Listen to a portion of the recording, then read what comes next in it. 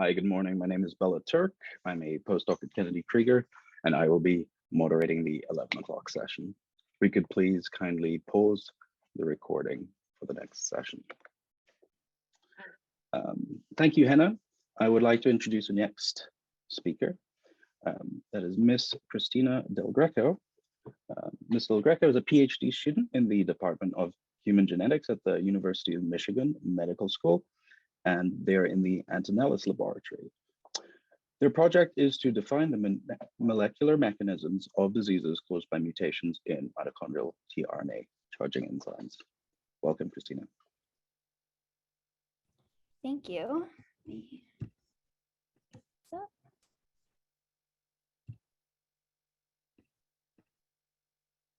Okay. So hi, everyone. My name is Christina Del Greco, and I'm a third-year PhD candidate in the Antonellis lab, and I'm really excited to talk to you today about my project investigating the role of seryl-tRNA synthetase in mitochondrial biology and disease. So as you all know, the aminoacyl-tRNA synthetases are essential enzymes that conjugate a given tRNA to cognate amino acids. This happens in a two-step reaction that involves the activation of the amino acid with ATP and then the transfer to the tRNA. This is a process that is necessary for both cytoplasmic and mitochondrial translation, and as such, these are all highly conserved and ubiquitously expressed throughout all cell types. There are 37 synthetases in humans, all of which are nuclear encoded. 17 act in the cytoplasm, 17 act in the mitochondria, and 3 act in both compartments. Because this is such an important cellular process, it's not surprising that nearly all of the synthetases have been implicated in human disease. Some cytoplasmic synthetases are associated with dominant peripheral neuropathy, and in these cases, only one copy of the synthetase contains a variant, so it only needs to be inherited from one parent. Additionally, some cytoplasmic synthetases are associated with recessive multisystemic disease. Often this occurs with neurological phenotypes. And as you know, all of the mitochondrial synthetases are also associated with recessive multisystemic disease, generally with hallmarks of traditional mitochondrial disease. Interestingly, so far, none of them have been associated with dominant disease. And in cases of recessive disease, both copies of a synthetase contain a variant that most likely results in the loss of protein function, and these are inherited from both parents. To discuss the mitochondrial synthetases, as you know, they are all nuclear encoded and then imported into the mitochondria. Inside the mitochondria, you can see that there are many copies of the mitochondrial DNA, which encodes ribosomal RNAs in green, the mitochondrial tRNAs shown here in yellow that are charged by the mitochondrial synthetases, and then the 13 mitochondrial encoded proteins shown here in pink. Their translation is dependent on the successful charging of the mitochondrial tRNAs, and all of these proteins are specifically involved in the oxidative phosphorylation pathway, which is the process by which mitochondria use oxygen to make ATP to generate energy for the cells. And so, as I said, all 17 of the mitochondrial synthetases are associated with human recessive disease. And we can see that there's a really wide range of tissues affected, from the central nervous system to the ovaries, the heart, the bones, and the kidneys. While none of these tissues are particularly surprising, given that they are often affected in mitochondrial disease, the diversity of tissues is a little bit surprising, given that any defects in mitochondrial protein translation would be expected all to impact this same process. So this range of tissue phenotypes is a little bit surprising on that end. However, I'm going to spend the rest of my talk today discussing SARS-2, which falls over here in this Venn diagram overlap between the central nervous system and the kidneys.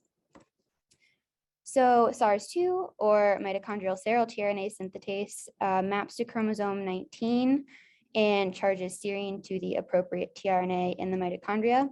SARS-2 functions as a dimer and has a counterpart SARS-1 that acts to perform the same function in the cytoplasm. SARS-2 is implicated in recessive disease with a range of clinical heterogeneity that I will discuss more on the next slide. But I first want to direct your attention to the bottom of the screen, where you can see a cartoon of the major protein domains in SARS-2. You can see the mitochondrial targeting sequence, which is necessary for its import into the mitochondria. Then we have the tRNA binding domain, which, as the name suggests, binds the appropriate tRNAs.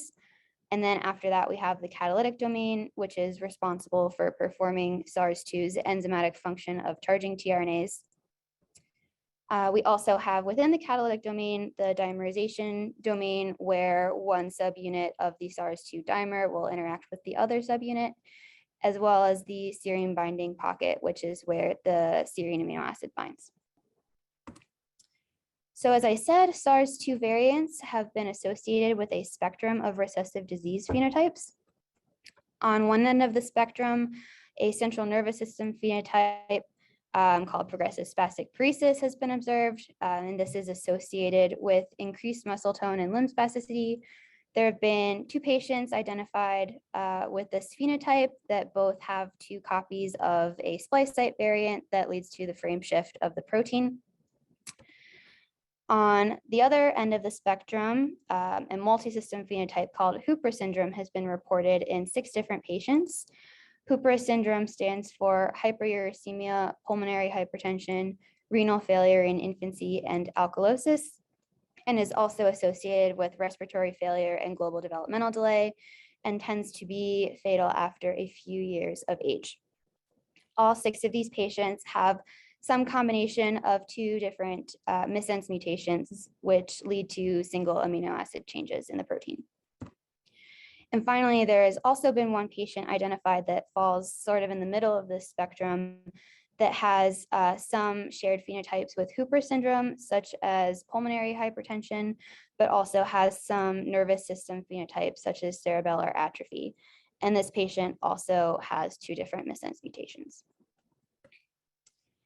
Looking specifically at the affected amino acid residues, we see here a multiple species alignment comparing the amino acid sequence of SARS-2 in different species from humans all the way down to yeast. And we can see generally these residues are pretty highly conserved in many species. The R344 residue is conserved entirely from human down to yeast, and the remaining residues also share pretty high conservation, although not in every single species. And this would indicate that these residues might be important for SARS-2 protein function. We also see here all of the residues that are affected by the frame shift caused by the splice site variant. Especially kind of over at this end of the protein, we can see a lot of really highly conserved residues that are part of the SARS-2 catalytic domain. And all of these amino acids are essentially lost when the frame shift occurs, indicating that a lot of important amino acids might be lost in this variant as well. And so that kind of brings me to a couple of possible explanations for the clinical heterogeneity we see in these patients. There are a lot of different possibilities, but I want to talk through the 2 that I think might be the most likely. So the first option is that these variants might differentially affect SARS-2's ability to charge tRNAs. I have here the same patient phenotypic spectrum I just talked through, overlaid with a red triangle that I have here as demonstrating what I would hypothesize to be the severity of each variant's effect on the SARS-2 protein.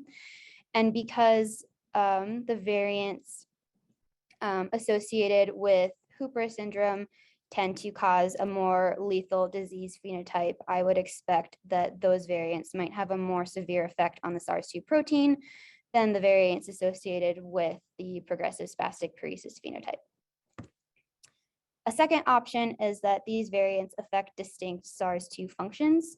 So we know that SARS-2 its main function is to charge tRNAs, but it is also possible that SARS-2 might have additional functions that we don't know about. And it's possible that these variants might affect some of these functions, but not others, which could lead to distinct phenotypes.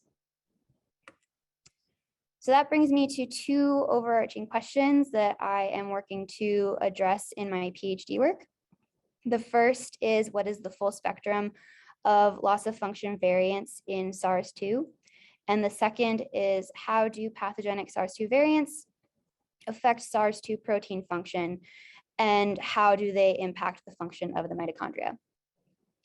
And so I'm going to spend most of my talk discussing the progress I've made addressing this first question, and then I'll loop back to the second one as a future direction at the end of this talk. So to start off, why is it important that we identify all of the loss of function variants in SARS-2? So first, here kind of mapped out on the SARS-2 cartoon that I showed earlier is the approximate location of all of the currently known pathogenic SARS-2 variants. All of these fall in the catalytic domain of the protein. And we would expect that these variants would cause a loss of SARS-2 function. However, for most of these variants, we have little to no functional data that would verify this hypothesis. And so identifying all of the possible loss of function variants in SARS-2 would provide some functional data to support that hypothesis and allow us to further understand how these variants are causing disease. Additionally, as I said, these variants are all in the catalytic domain, but that doesn't mean there couldn't be additional pathogenic variants in other regions of the protein. And so identifying all of the possible loss of function variants in SARS-2 will essentially help us create a catalog of any SARS-2 variant that might potentially be pathogenic, which would be incredibly helpful in cases of future diagnosis of SARS-2 related disease. And finally, there are also what I'm calling these uncharacterized regions of the SARS-2 protein, which are not really associated with any particular domain. And identifying all of the loss of function variants in SARS-2 will help shed some light on how important these regions of the protein are for SARS-2 function. So I want to start by introducing you to deep mutational scanning, which is the general approach that I am taking to address this question and is a collaboration with the Kitzman Lab here at the University of Michigan. And the way deep mutational scanning works is I start by generating an allelic series of every single possible SARS-2 mutation as a library. Then I take those libraries and I put them into cells. And once each of those cells contains one of the possible SARS-2 variants, I then knock out the wild type copy of SARS-2. Because SARS-2 is essential, you can use cell survival as a readout. So any cell that contains a loss of function variant in SARS-2 will not survive, and those cells will fall out of the cell population. And we can quantify that using sequencing. So any cells containing a wild type or neutral variant in SARS-2 will survive in the cell population just fine, and we'll be able to detect those variants by sequencing. But any cells containing hypomorphic or loss of function variants in SARS-2 will die, and those variants will be depleted in the sequencing results from those cells. However, while this approach is a very good way to identify loss of function variants, the fact that SARS-2 is essential poses a little bit of a challenge, because we go about knocking out the wild type SARS-2 using CRISPR. But because CRISPR is not 100% efficient, if we perform CRISPR after transducing the cells with our library of mutations, we can't guarantee that all of those cells will have successfully had SARS-2 knocked out. But we can't knock out SARS-2 before we introduce the mutations, because all of the cells will die without any copy of SARS-2 to keep them alive. And so I have worked around this problem by developing a haploid cell model to perform this experiment. And so haploid cells are cells that only have one copy of every chromosome, as you can see over here in this diagram of a wild type haploid cell that with this blue box here that represents the wild type endogenous copy of SARS-2. And what I want to do is I want to start by performing a lentiviral transduction to introduce a second wild type copy of SARS-2 that is both doxycycline inducible, meaning I can turn it on and off with a drug at will, and is also flag tagged, meaning I can differentiate it from the endogenous wild type copy of SARS-2. Once that copy is integrated into the cells, I then want to perform CRISPR-Cas9 to knock out the endogenous copy of SARS-2, meaning at this point in the process, the only wild type SARS-2 in the cell will be from my integrated flag tagged copy that at this point will be turned on so the cells don't die. And then finally, I will perform a second lentiviral transduction, this time to introduce a cDNA library of all of the possible SARS-2 variants. And then from there, I can sequence populations of cells in the presence of doxycycline and then in the absence of doxycycline to turn off my inducible copy of SARS-2. And then I can see which variants are depleted in the cell population to determine which ones are most likely causing a loss of SARS-2 function. But before I can kind of go all the way to the end of this process, I need to demonstrate that I can do these individual steps. So to start with the lentiviral transduction of the inducible copy of SARS-2, I transduced haploid cells with a lentivirus containing this SARS-2 flag construct, and then treated those cells with 15 nanograms per mil of doxycycline. I then harvested half of those cells and replated the other half of them without doxycycline, and then repeated this for 7 days. So over the course of the 7 days, these cells did not have any dox. And then finally, I replated these cells one last time with 50 nanograms per mil of dox to make sure I can turn this construct back on, and then harvested those cells as well. I isolated protein from all of these cells and then performed a Western blot to detect SARS-2 and flag expression. And so to orient you to the Western blot I'm about to show, going across the top, I have days of the experiment, and I also have corresponding doxycycline treatment. So at day 0, those cells were treated with 15 nanograms per mil of dox. Days 1 through 7, these cells had not received any dox. And then finally, the cells at day 8 received an extra spike of 15 nanograms per mil of dox. I used Mt-aaRS1 as my loading control. This is an entirely unrelated synthetase, and its expression should be equal across all of these cells, which we see is approximately the case. And then looking at both SARS-2 and flag expression, we can see that at day 0, when these cells were treated with dox, we have a really bright band at both SARS-2 and flag, indicating that my inducible copy of SARS-2 was turned on.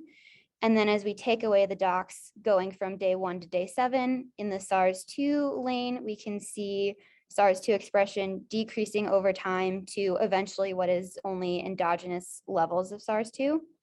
And in the flag lane, we can see over time the flag signal goes away. And then at day 8, when I reintroduce dox, we can see once again a really strong SARS-2 and flag band, indicating that I can turn this back on. Overexposing the flag lane shows that there's really faint flag signal at days 2 and 3, but by day 5, that signal is basically entirely gone, indicating that by day 5, all of the flag tag SARS-2 is no longer detectable in cell culture. So that has demonstrated that I can perform this first lentiviral transduction. Moving on to the CRISPR-Cas9 knockout of the endogenous SARS-2. Here is a cartoon of the SARS-2 locus. And what I have done is I have identified 2 guide RNAs that I tested for efficiency in introducing cut sites. And I selected 2 guides that, if we zoom into the locus, correspond to a region of 4 exons that are part of the catalytic domain of SARS-2. And so my goal is to use both of these guides to delete this entire region of the protein or of the locus. And because this whole region is part of the catalytic domain, regardless of whether or not this introduces a frame shift, I would still expect that this deletion would result in a loss of functional protein. So to test this, I transfected my 2 guides into triploid cells. And so triploid cells have 3 copies of every chromosome now instead of 1, meaning that if I introduce this deletion into 1 or even 2 copies of SARS-2, there will still be at least 1 wild type copy of SARS-2 to keep the cells alive. I then isolated genomic DNA from these cells and performed PCR around the expected deletion. So we can see up here at the top, this is my designed PCR product, which reaches outside of my proposed deletion. And what we would expect to see in cells that either were not transfected or did not get successfully edited would be a PCR band of this entire PCR product at around 2.4 kb. However, in cells that were successfully edited, we would expect to see some of the full PCR product that would correspond to remaining wild type SARS-2, but we would also expect to see a much smaller band corresponding only to the deletion product, so the regions just outside of where the deletion would occur, at around 475 base pairs. And performing this test, we can see that that is approximately the case. We see the expected 2.4 kb band in untransfected wild type cells. And then in transfected cells, we see a very faint 2.4 kb band. And we also see a deletion band that happens to actually be smaller than 475 base pairs, but would correspond to what I would expect to be the deletion product. So this means I am also able to successfully knock out the endogenous copy of SARS-2. So from here, I've proven that I can do both of these steps individually, and the next step is to move on to making this cell right here as an individual clonal cell line, meaning I need to perform the lentiviral transduction and CRISPR-Cas9 knockout back to back. And this is an ongoing process. So I've performed the transduction and CRISPR knockout on my haploid cells. And importantly, I introduced my guides on GFP plasmids, meaning that I can flow sort for GFP positive cells to indicate that at least one of these guides was taken up by the cells. And then these cells were sorted into single cells per well of 96 well plates and are currently growing.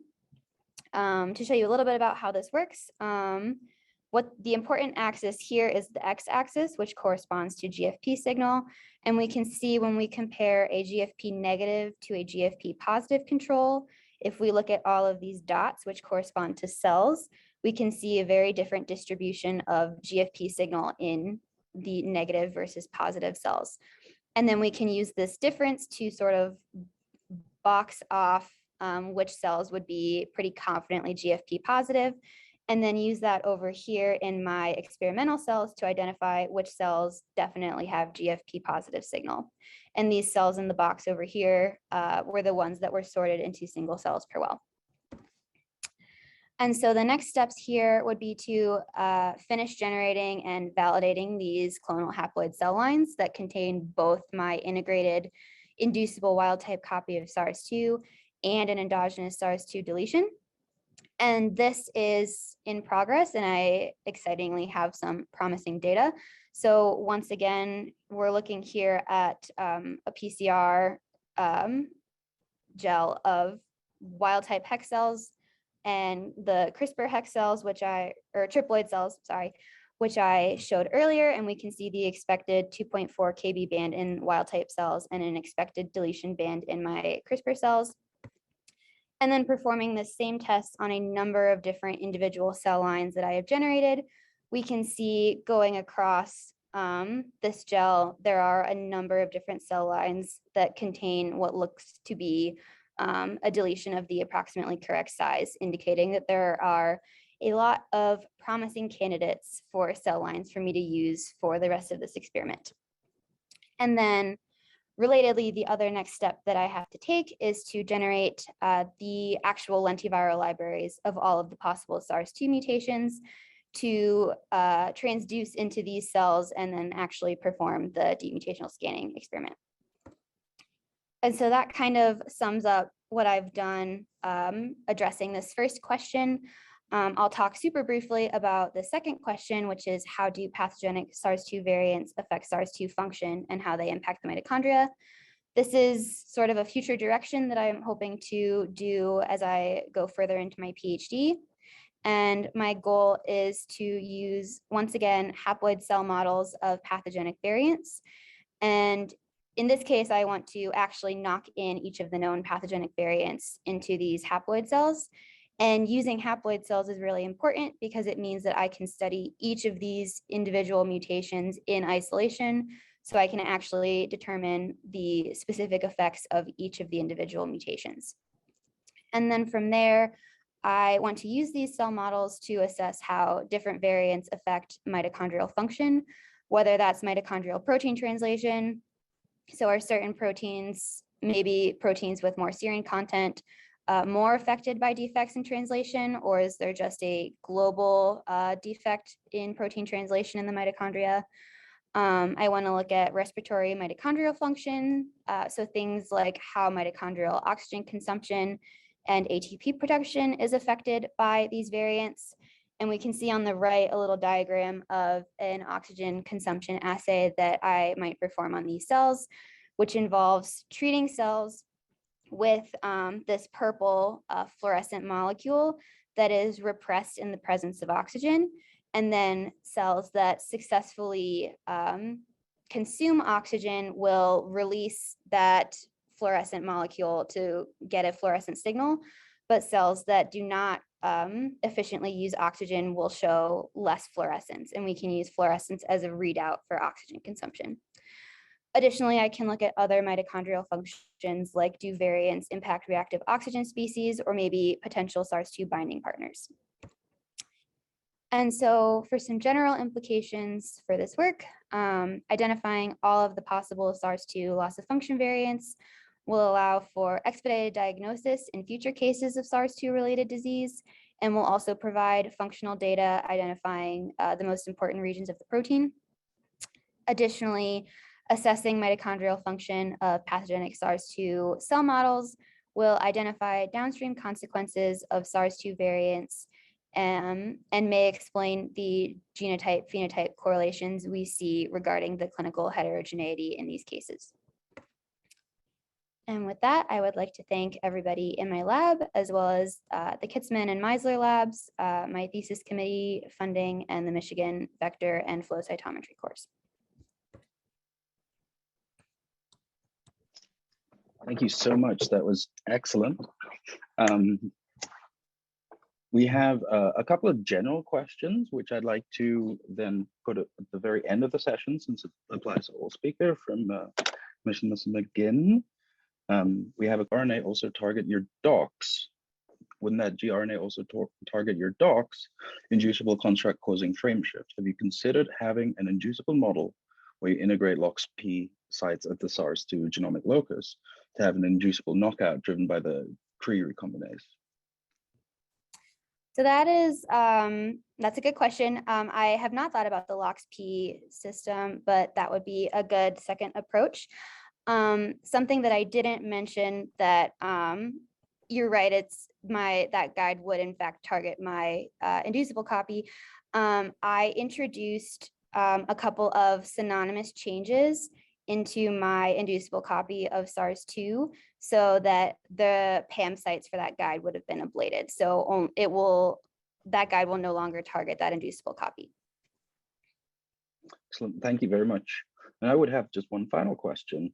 I think the haploid cell model is really interesting, and it's very innovative. And then having done some cell stuff myself, I think the going through the iterations of developing a model gives you a unique insight onto the requirements of the cell. So my question is, working with these haploids, are there ways in which they differ uniquely from other cell lines? And do they have any special requirements? Are they particularly sensitive? Are they more robust? Or are there generally no differences to working with any other cell lines?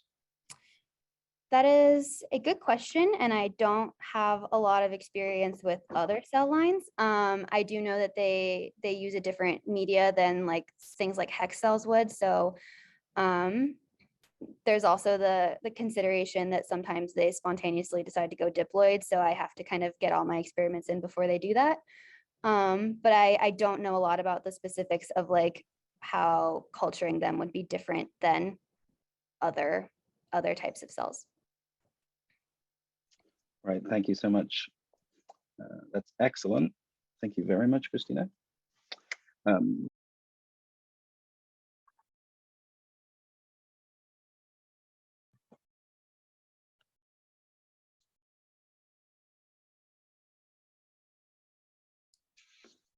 Ashley, there's no volume yet.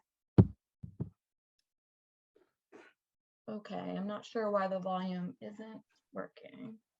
Hold on.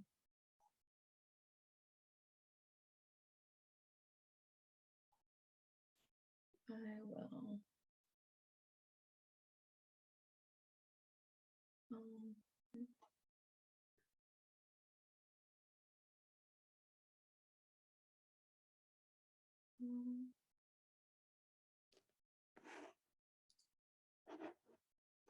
Oh, here we go.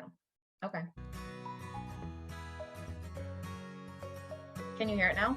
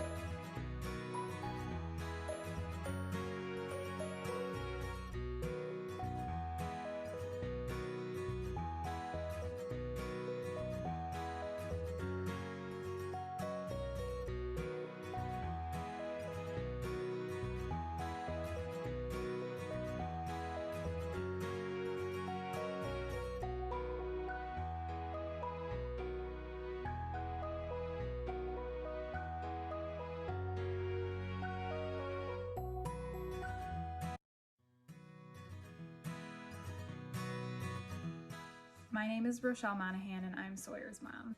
Sawyer is 15 months old and was diagnosed with mitochondrial disease at 3 months old, caused by a defect in his EARS2 gene. When Sawyer was born, he was seemingly healthy, though looking back there were some signs that something was wrong.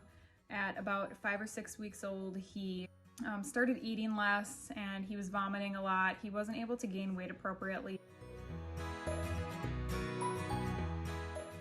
His pediatrician decided to run some lab work. She said, "Not really sure what I'm looking for, but we'll see if anything's off." They sent us to a geneticist. They ended up admitting him to the hospital.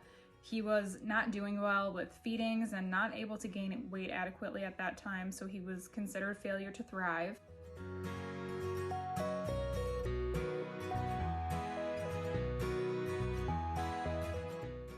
We ended up getting a rapid genome, and we got the results back in 4 days. They told us that Sawyer had mitochondrial disease. Sawyer's case is considered severe and he would likely die before his first birthday. That first hospital stay was over 2 months long, and Sawyer was hospitalized about 8 times in the first 8 months of his life. Then when Sawyer was 9 months old, his lactate somehow came into normal range. We don't really know how. But he became more stable and was able to be at home with us a lot more. He's doing relatively well.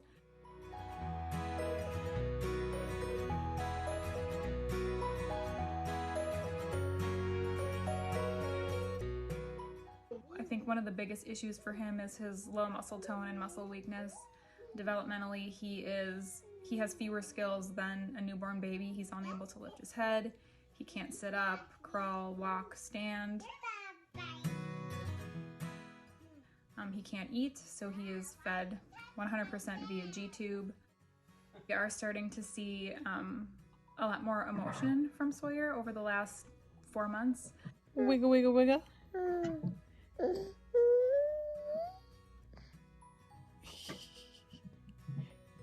Wiggle, wiggle, wiggle.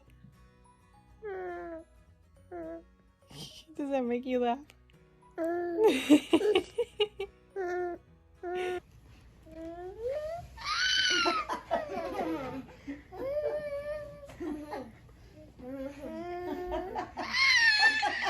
Previously, he was very sleepy and very quiet.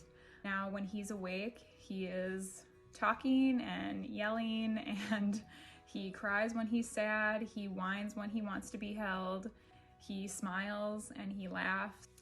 As a mother, I think it's one of the greatest joys in life to know that your child is happy. And I love to see him smile. And our daily life is very, very challenging, but we're really proud of Sawyer and all that he has been through, all that he has overcome, and we're really, really happy that he's a part of our family. I love you, Sawyer.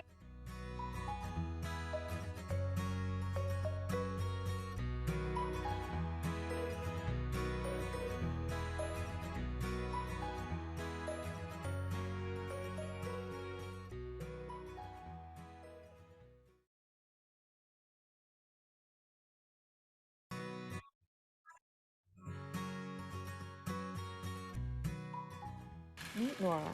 Nora is nonverbal and works hard every day to overcome her developmental delay. She has gross motor, fine motor, speech, and vision delays. At the age of 2, Nora took her first unassisted steps between mom and dad.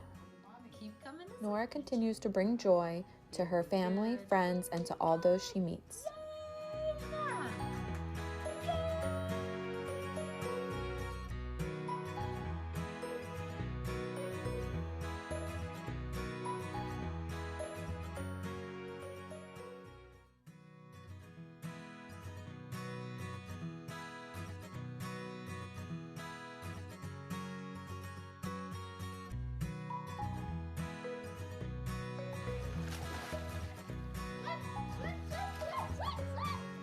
Good job, Daph!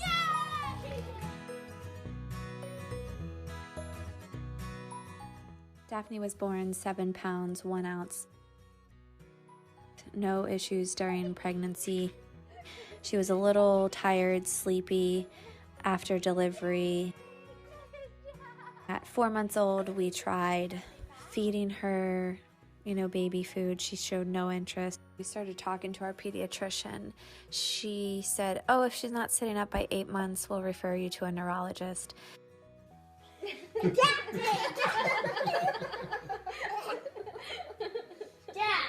seriously, girl, you need a room. Daddy.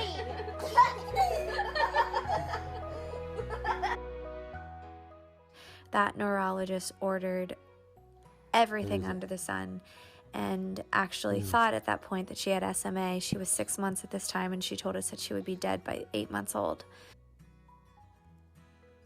Head up. Oh.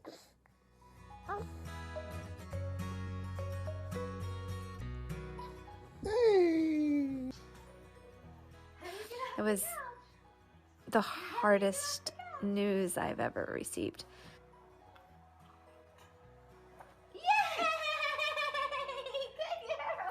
We went to the metabolic specialist that the neurologist referred us to. She ordered MRI, skin biopsy, muscle biopsy, all of this blood work, EEGs.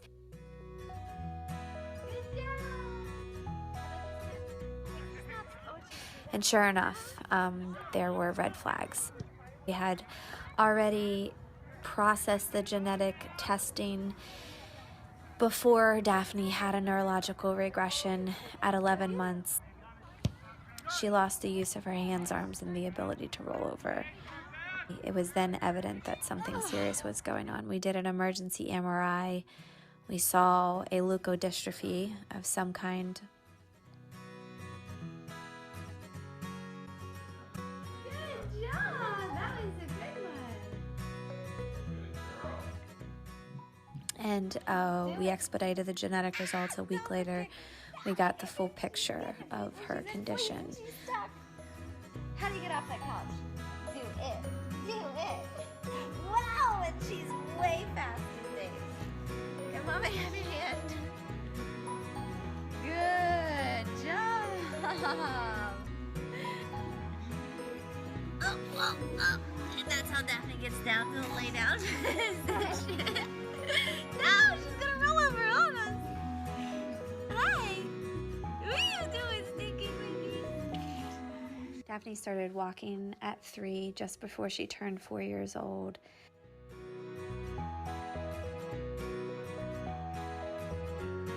She started talking. Okay, say happy Happy birthday birthday to you. She loves Where do you need your band-aid? spending time with her sister. Right where, on that foot? Yeah. Okay, can you grab them for me? Thank you. Here, I'll take it. Thank you.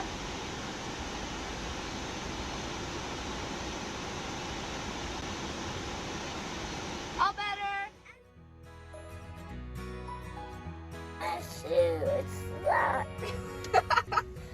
Therapy has been a huge component to Daphne's success. She has been in physical and occupational therapy since she was 5 months old.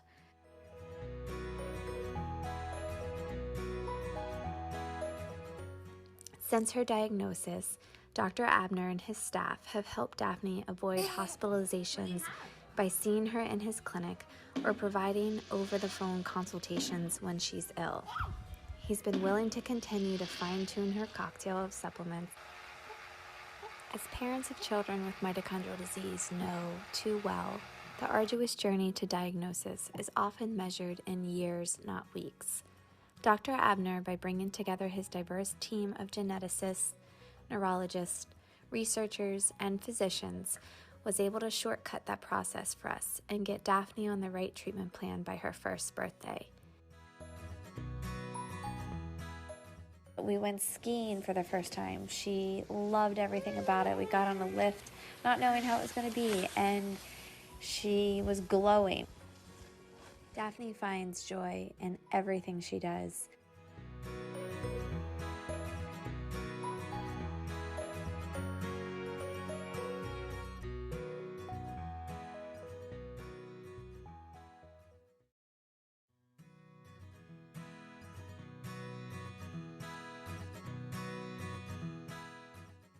Aubrey lives in New Jersey with mom, dad, her brother Archer, and our 2 dogs. Aubrey was born in June 2018 at 9 pounds 3 ounces. Up until 11 months old, Aubrey was a happy and seemingly healthy baby with no noticeable signs of serious illness. In May 2019, she started having neurological symptoms every time she had a fever. She had issues holding herself up to sit, stand, or walk. She had ataxia, strabismus, and nystagmus that seemed to resolve to normal once her fever came down.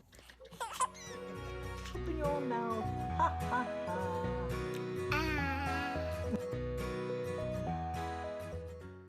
Her doctors called these episodes metabolic regressions caused by fever. She had a walking delay, balance issues with frequent falls, and low muscle tone, or what doctors call hypotonia.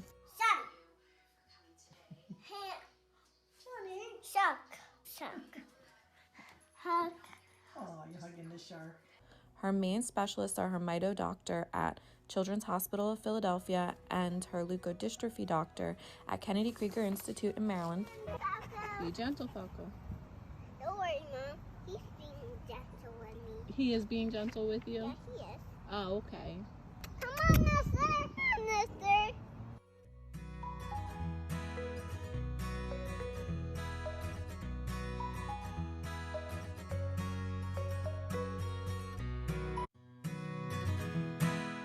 She had surgery for ear tubes and to remove her adenoids and tonsils.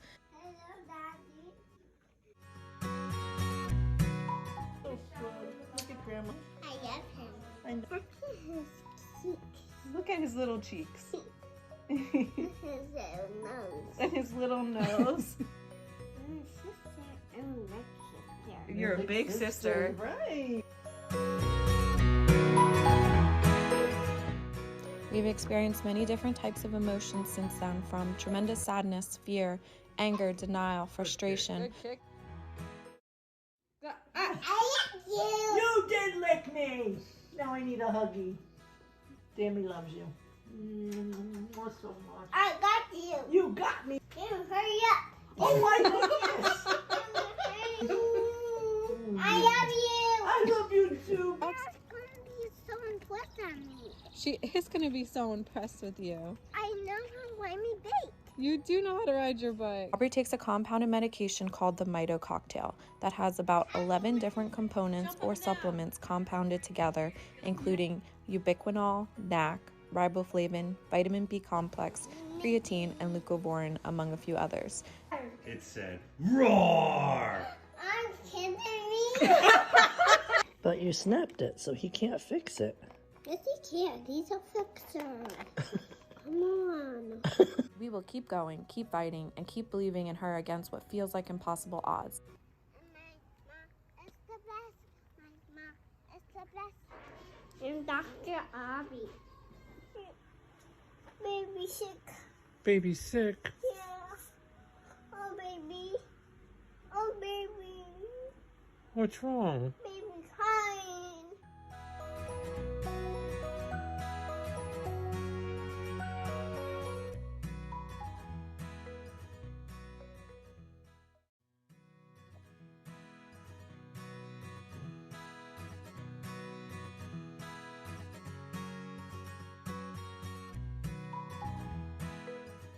Meet Connor.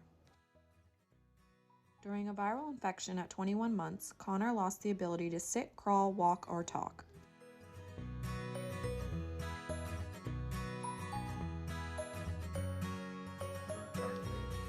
Cómete, mamá. Cómete, mamá. 1, 2, 3, 4, 5, 6.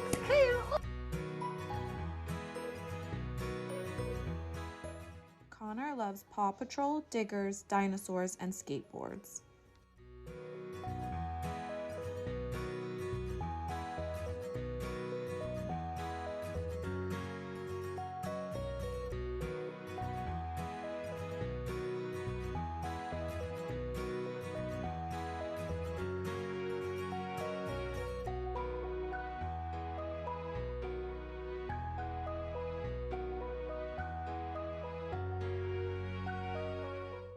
Meet Tanner.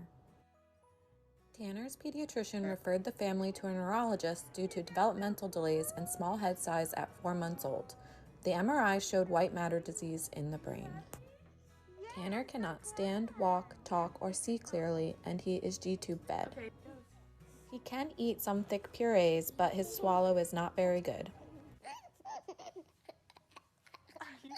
Tanner is generally very relaxed and content.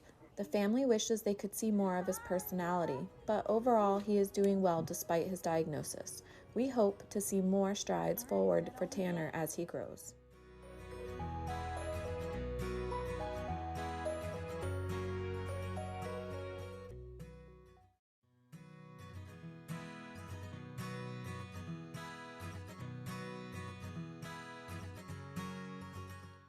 Meet Ellie and Brock. Both were enrolled in a whole exome study at Children's Mercy, Kansas City in 2014 and went undiagnosed for 6 years. In October 2021, the family received a call with their official diagnosis. Ellie is 10 years old and has had symptoms since she was a baby that include nystagmus, strabismus, hand tremor, and low muscle tone. Ellie started walking at 21 months and has been diagnosed with level 1 autism and OCD.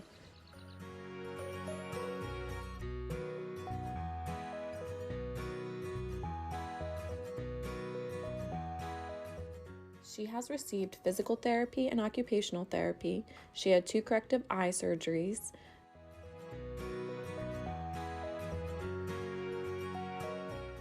Ellie is happiest when she has her dogs and friends around her. Is it Brown. brown leaf?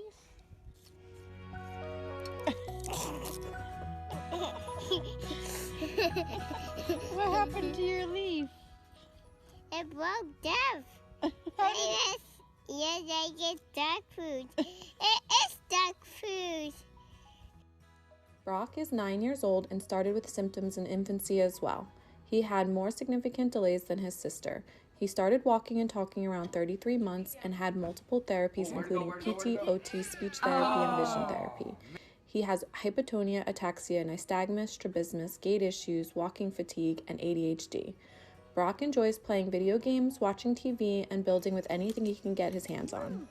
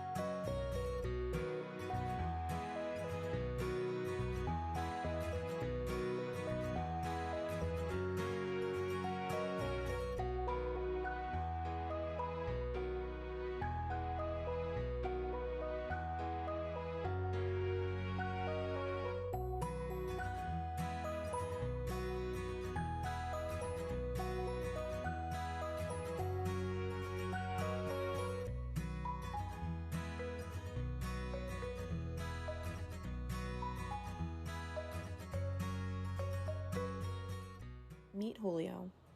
Julio was born full term and was a chubby newborn.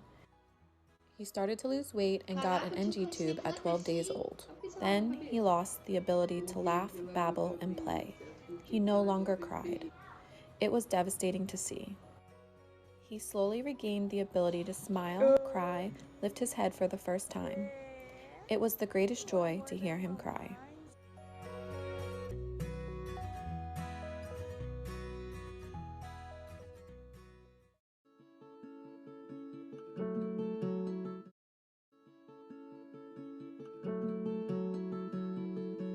It's not immediately obvious to a lot of people that something's wrong with Ellie. She's an adventurous spirit. She wants to get out, she wants to climb, she wants to run. We had started to go outdoors into the park more, and she would take off running at the park with her friends and just collapse on the ground halfway to wherever she was trying to get, and she would just scream, "My feet, they hurt, my feet hurt." Came home that night to Mike and I said, "Something's wrong, we gotta get to the bottom of this." The day we actually got the diagnosis, you don't just lose it once and sit there and cry for hours. You lose it and lose it and lose it. I just remember sobbing and pleading with the doctor to please tell me there's something we can do. Can we do something? And she just kept shaking her head. Nope, nothing you can do. Kennedy Krieger and Johns Hopkins have been fantastic to us, right? They've given us hope at home. They've increased our daughter's overall health. We owe them a tremendous amount.